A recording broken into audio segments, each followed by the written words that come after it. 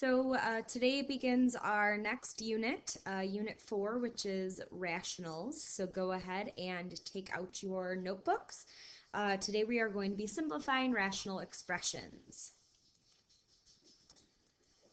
So simplifying rational expressions, we can multiply, divide, add, or subtract rational expressions.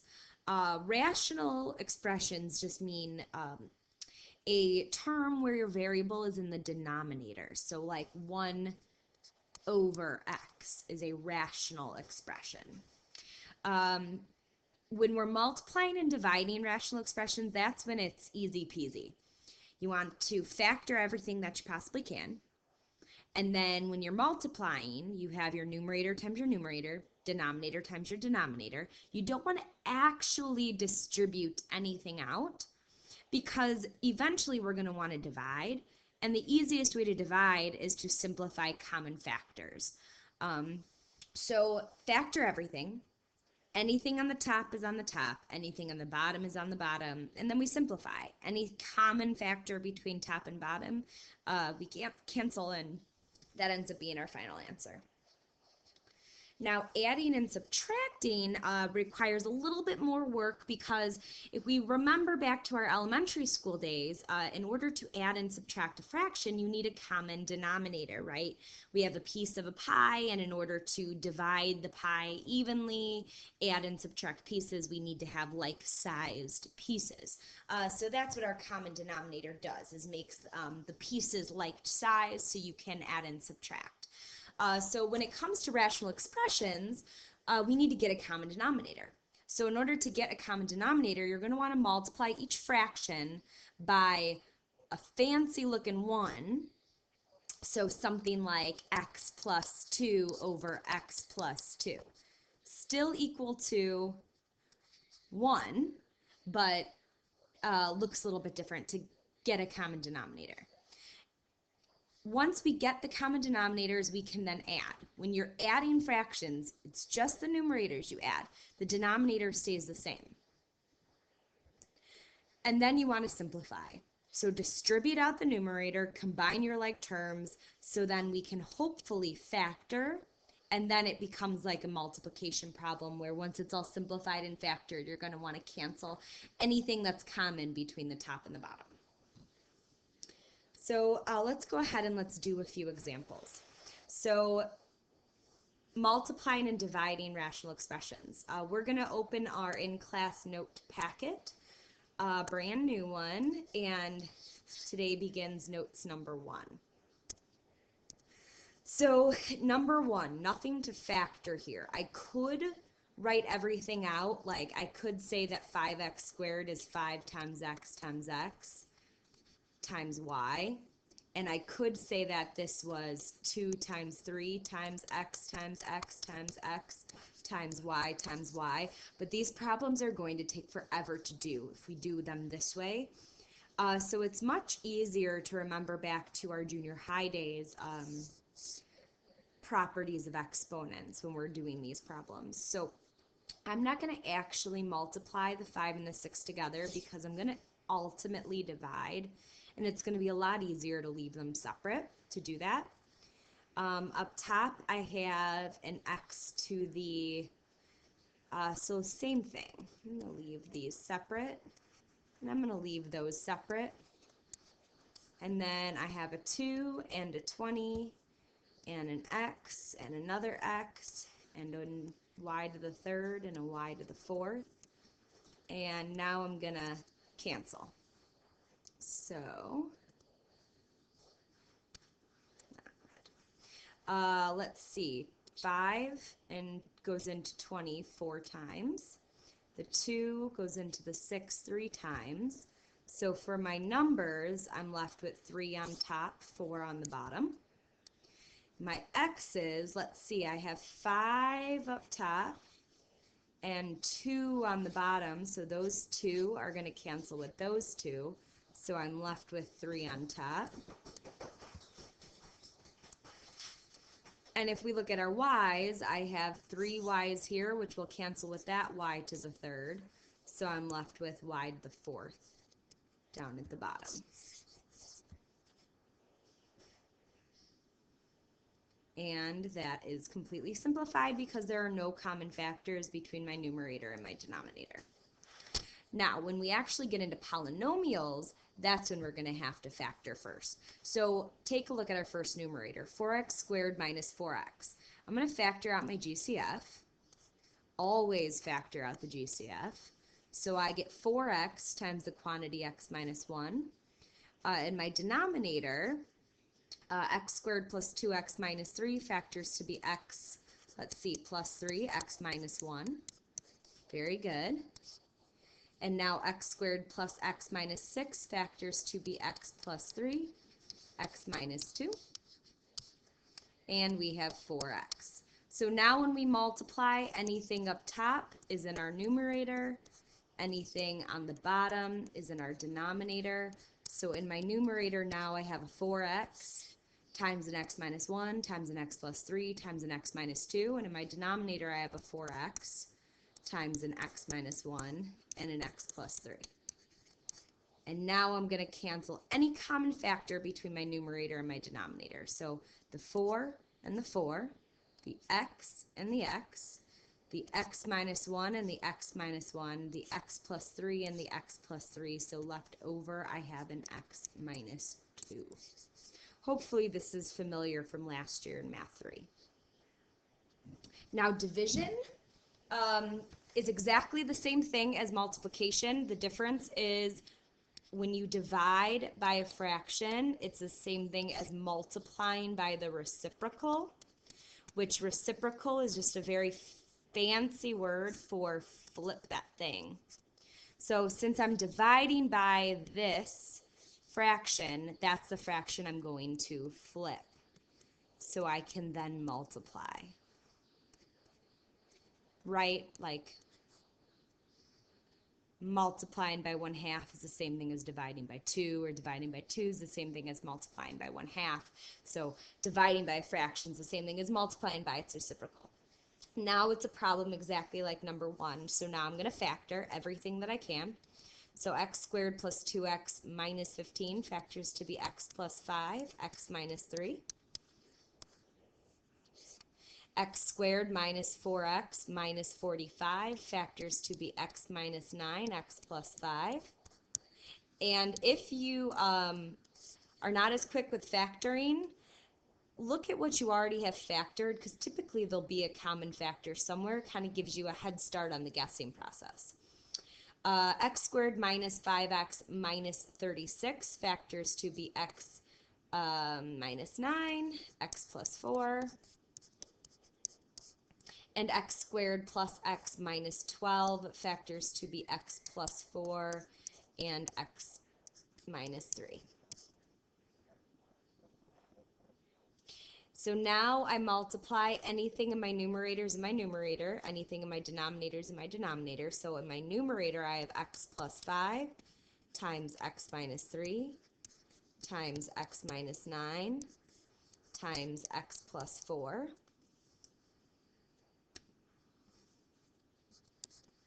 And in my denominator, I have x minus 9 times x plus 5 times x plus 4 times x minus 3. And now the division undoes the multiplication, so I can cancel out any common factors. So I have an x plus 5 cancels with an x plus 5, an x minus 3 cancels with an x minus 3, an x plus 4 cancels with an x plus 4, and an x minus 9 cancels with an x minus 9, so I'm left with 1 over 1, which is just 1.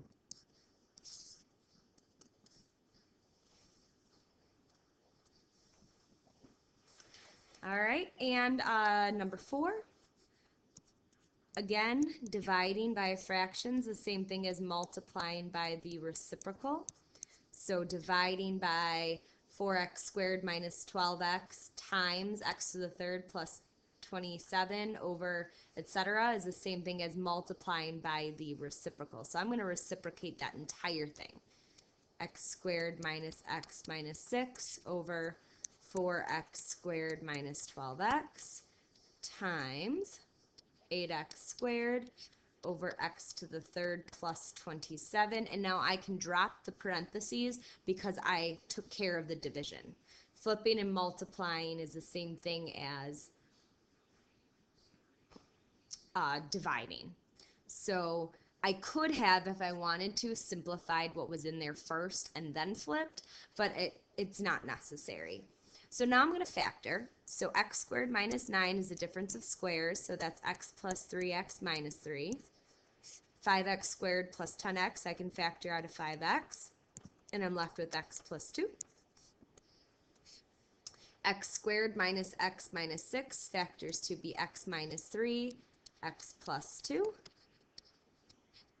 4x squared minus 12x, I can factor out of 4x, and I'm left with x minus 3. And 8x squared, nothing simplifies. X cubed plus 27 is a difference of cubes, so that factors to be x plus 3, because cubed root of 27 is 3, times x squared minus 3x plus 9. Same sign, opposite sign, always positive. And now I cancel. Or actually, let's simplify first. So up top, I have an 8x squared, an x plus 3, an x minus 3, another x minus 3, and an x plus 2. In my denominator now, I have a 5x, an x plus 2, ooh, hang on, and a 4x. I like to write those first. I don't know why. Just looks better. So I have a 5x and a 4x. And then I have an x plus 2, an x minus 3, an x plus 3,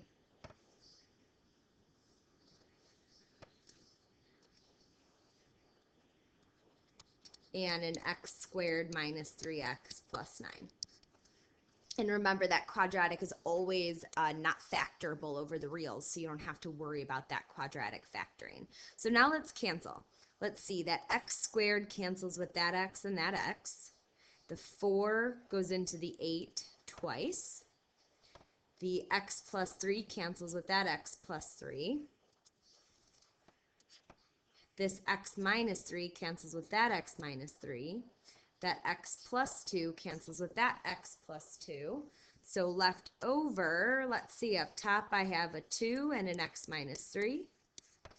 And in my denominator I have a 5. Canceled, canceled, canceled, canceled. Times that quadratic x squared minus 3x plus 9. No need to distribute all of that out. You can leave your answers factored. Now, adding and subtracting rational expressions, don't forget we need to get a common denominator first. So the easiest way to get a common denominator is to see what our factors are so we can determine what the common factors are. So my first denominator, x squared minus 4x minus 12, factors to be x minus 6, x plus 2, plus 7x, x squared, minus 4 is a difference of 2 squares, so that factors to be x plus 2, x minus 2. So now I'm going to write out my common denominator, which really is just the least common factors. So I have an x minus 6. I have an x plus 2, but that one's common. And then I have an x minus 2. So I have all factors accounted for. And you don't need to count the common factors twice. That's what makes it a least common denominator, is not counting multiple factors twice. So that's going to be my common denominator. So now I need to multiply by what I don't have. So this first denominator has an x minus 6 and an x plus 2, so it needs an x minus 1. Or sorry, x minus 2. In my head, I was thinking about the fact that what we're really doing is multiplying by 1. So if I multiply my denominator by an x minus 2, I also have to multiply my numerator by an x minus 2, so that I'm only multiplying by 1. I'm not changing the value. I'm just changing the way it looks. My second denominator has an x plus 2 and an x minus 2. it needs an x minus 6. And again, I need to multiply both my numerator and denominator by that value so that I'm only multiplying by 1. So now I have x squared times x minus 2 plus 7x times x minus 6 in my denominator, or my numerator, all over my common denominator, x minus 6, x plus 2, x minus 2. And again, I don't want to touch my denominator now. Now I'm going to simplify my numerator, so distribute that out. That gives me x to the third minus 2x squared plus 7x squared minus 42x all over my LCD.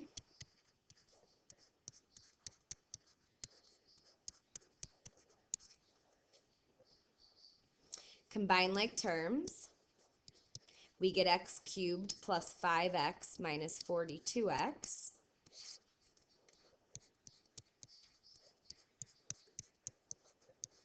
And now we're going to see if our numerator factors, so I can then simplify. So now this is very similar to the multiplication problems now that we've gotten to that step. So I want to factor out my common factor. So I'm left with x squared plus 5x minus 42.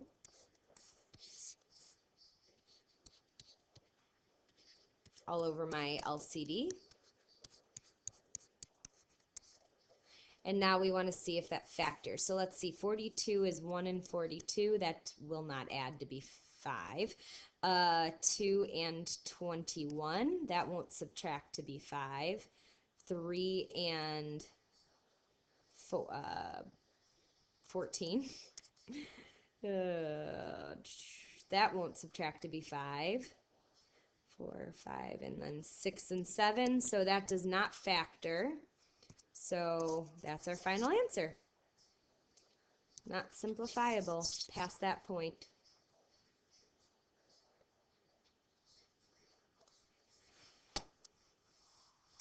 All right, and number 6, again, is an addition and subtraction problem. So I need, again, a common denominator. So the easiest way to find a common denominator is by factoring out our denominator and looking for our factors. So x squared minus 5x minus 6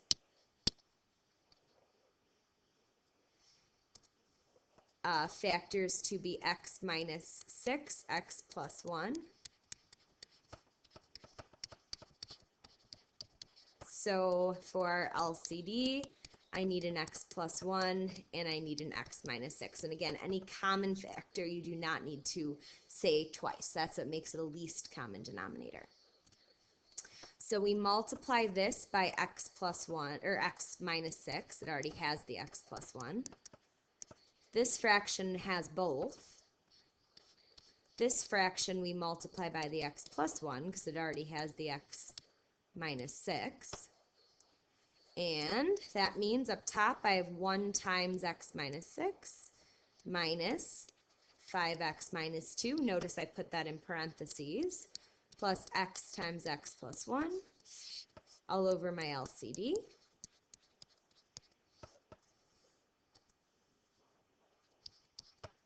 And now we're going to simplify my numerator. So that gives me x minus 6 minus 5x plus 2 plus x squared plus x. And again, you want to leave the denominator because ultimately I want to see if any factors cancel. So you want to leave it factored. Now let's combine our like terms up top. That gives us x squared minus 3x minus 4 all over x minus 6, x plus 1, and that factors to be x minus 4, x plus 1.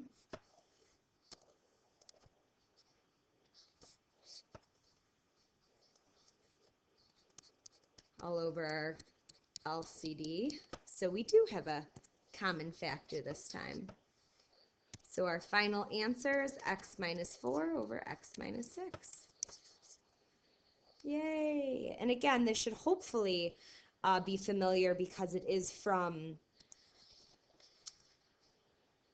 last year, Math 3. So now, last step, something that we might see now that we're in pre-calculus, is negative exponents, but the process is still the same. So if I were given x to the 6 minus 6x squared, I can factor out an x squared because x squared is the smallest exponent. And it's the same thing here. You want to look at common variables and factor out the smallest exponent. So if we look at this example here, x to the 5th minus 5x to the negative 3 is smaller, so that's what I'm going to factor out. Left over, I have x to the 8th minus 5. Because when you divide fractions, you subtract the exponents. I'm sorry, when you divide powers, you subtract the exponent. So 5 minus negative 3 is really 5 plus 3. So that's how we get 8. And same thing here. When I'm taking away x squared, I have 6 minus 2, which is how I got x to the 4th. Here I have 5 take away negative 3, which is why it ends up giving me 3 more, because when you take away negatives, it really changes to addition. You would have to factor that further if it factors further, but it does not because negative 5 is not a perfect cube or a perfect square. So we never want negative exponents. So you take care of the negative. It just means it's in the wrong spot. So this is currently in the numerator. You want to drop it down to the denominator. And that's our answer. This example here, let's see, I have an x, no x, so I can't factor anything out there, but I do have a 1 minus 2x common between the two terms. Between negative 3/2 and negative 1/2, negative 3/2 is smaller. So left over, I have x plus 1 minus 2x to the power of, if I have negative 1/2 minus negative 3/2, that's really negative 1/2 plus 3/2, which is 1, 2 over 2, technically, which is 1. So when I simplify this, this stays in my numerator because it's positive exponents, so that gives me 1 minus x. This drops down,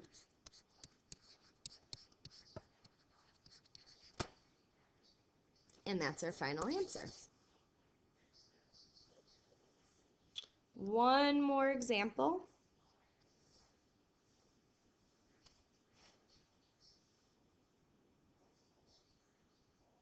Which, you know what, maybe we'll leave for tomorrow when I'm actually there to explain it.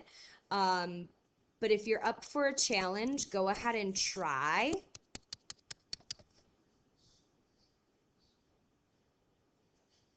And then pause, and I'll show the answer in 5 seconds. So ready, 5, 4, 3, 2, 1. And there it is, all worked out.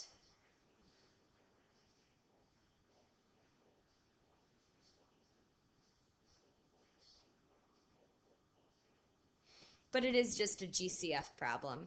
What made this one more difficult than the other ones was the fact that this term right here, 2 minus 6x, actually has a common factor of 2 in it that you can factor out, which then cancels with that 1/2.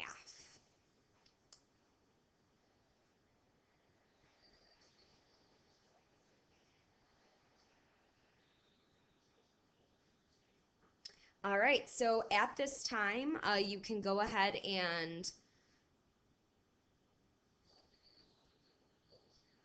show your filled-in notes to the substitute, and then you have the rest of the period to work on your homework. I will see you all tomorrow.